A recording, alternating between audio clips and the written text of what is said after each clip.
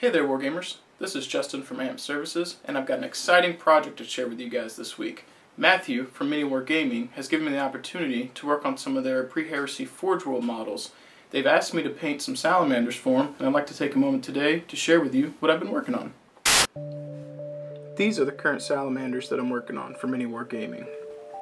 On the left over here, we've got some of the Salamander Legion Terminators. These are a lot of fun to put together.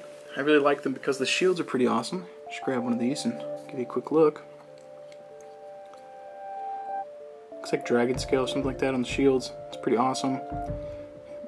The Thunderhammer's pretty self-explanatory, and for this particular legion is almost obligatory that they have some Thunderhammers. Not too sure on the rules for them, but wouldn't surprise me if they were mastercrafted given the chapter's fluff. Right here, we've got some of the Salamander Legion Pyroclasts, which appear to be some type of flamethrower unit dedicated. It seems to be a trend with the Horus Heresy miniatures and their rules. Whereas with the normal standard Warhammer 40k, your chapters and tactical marines have special weapons in them. The Horus Heresy seems to split them up, where your tactical marines are specific to being tactical marines and don't actually have special weapons, and their special weapons seem to be split up into heavy weapon squads and things like that. So this unit seems to be falling in line with that. It's some type of unit that is dedicated to Flamer. So let's give you a quick look at it if you can see them. Probably the most difficult part of assembling this particular miniature, or set of miniatures, is the tubing in the back here. My thumb's at.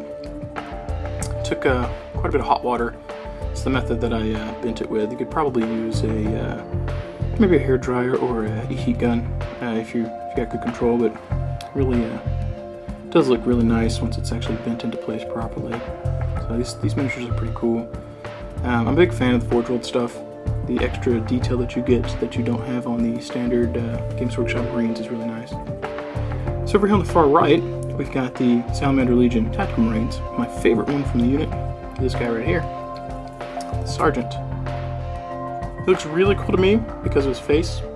All the other miniatures that I've assembled right here for Mini War Gaming all have helmets, except for him.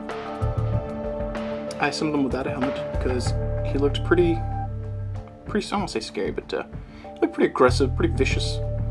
He's got his battle scars on, and it's going to be a different painting experience for me too, because I've never done obsidian skin. I've always done standard flesh, so it's going to be a little bit of a challenge.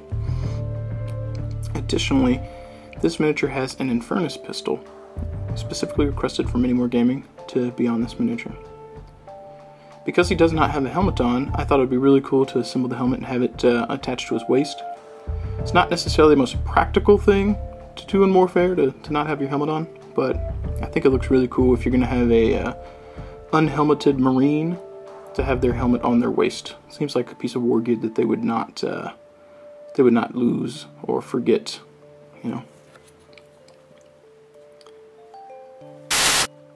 The rest of the tactical Marines also look pretty awesome.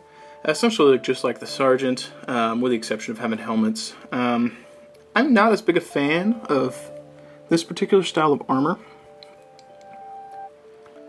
Personally, I really, it's kind of the helmets. I don't care for them as much. The rest of the armor's not too bad. They do look pretty cool though.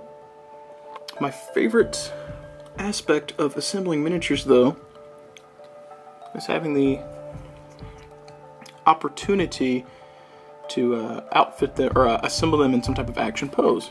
So this guy right here from the squad, it's really cool to me because he's not static. This particular guy is charging. He looks like he's running.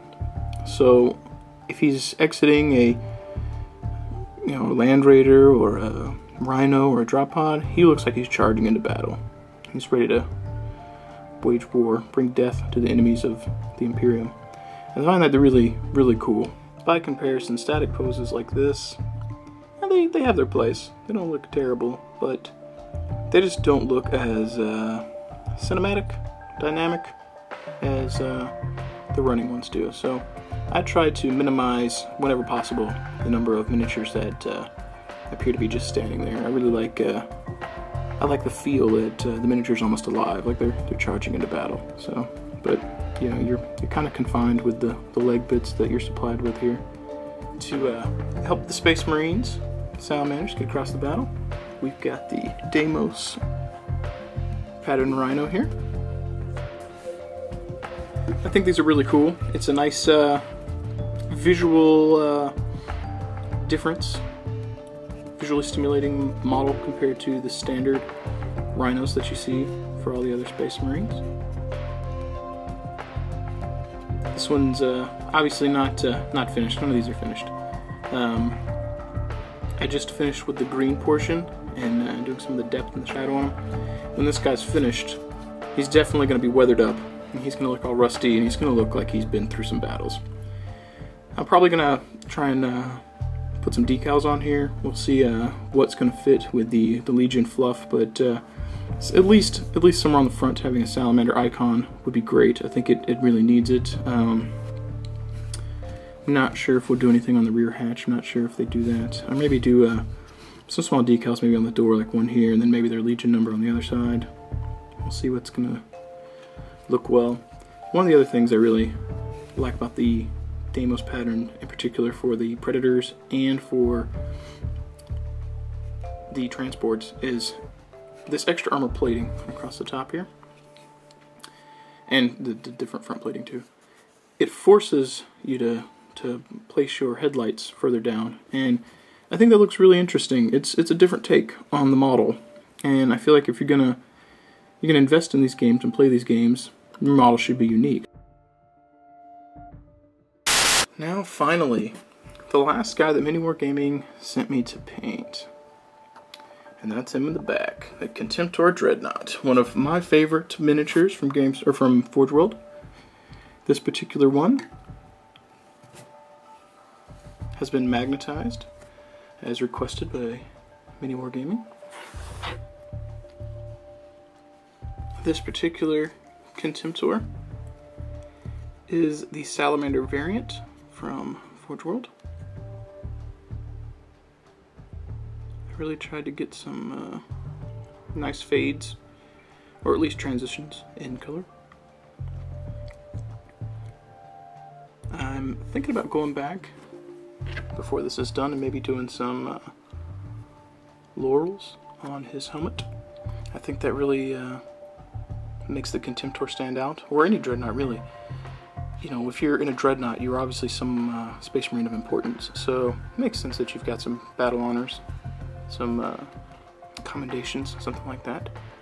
So I think that's really a cool aspect to incorporate with this model, making the flames look realistic. I think that's going to be the real challenge.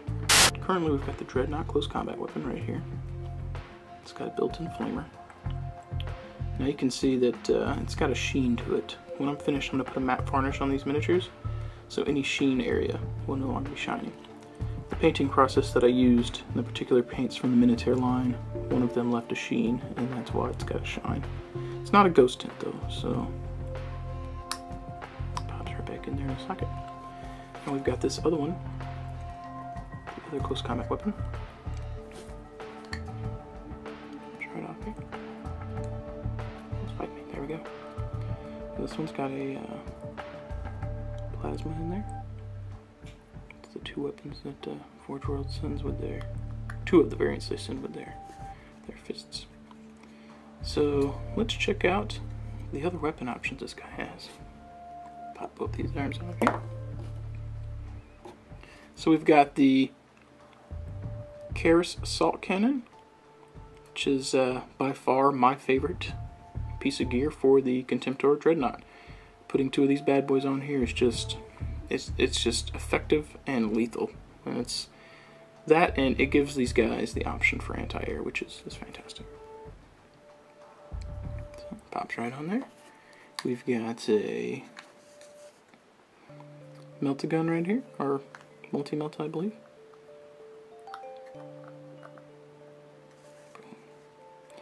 And like I was saying earlier, he, like all the other miniatures, I try to give them a action pose. So his weapons may not necessarily be aiming at what he's firing at, but he's in motion, and that's what counts. He looks like he's running into battle, or maybe shooting while moving. I think that's really cool. For the last two weapon options that he has, we've got the plasma cannon. Obviously they're not painted. Pops right on there. And we've got the las cannon.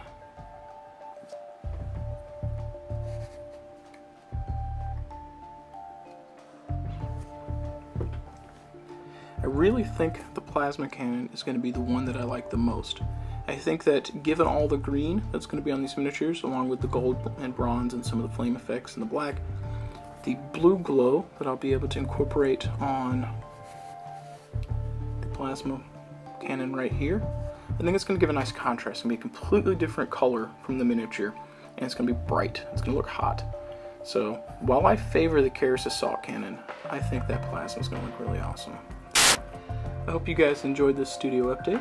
If you did, please take a moment to like, subscribe below. Additionally, let us know what you think. If you have any comments, questions, concerns, sound off below. We'd really like to hear from you. Finally, if you've not had the opportunity yet, please check us out on Facebook. You'll be able to keep up with all of our promotions and our studio updates there as well. Thank you guys for watching. Please be on the lookout for our next studio update in addition to some of our other videos. Have a good day, guys.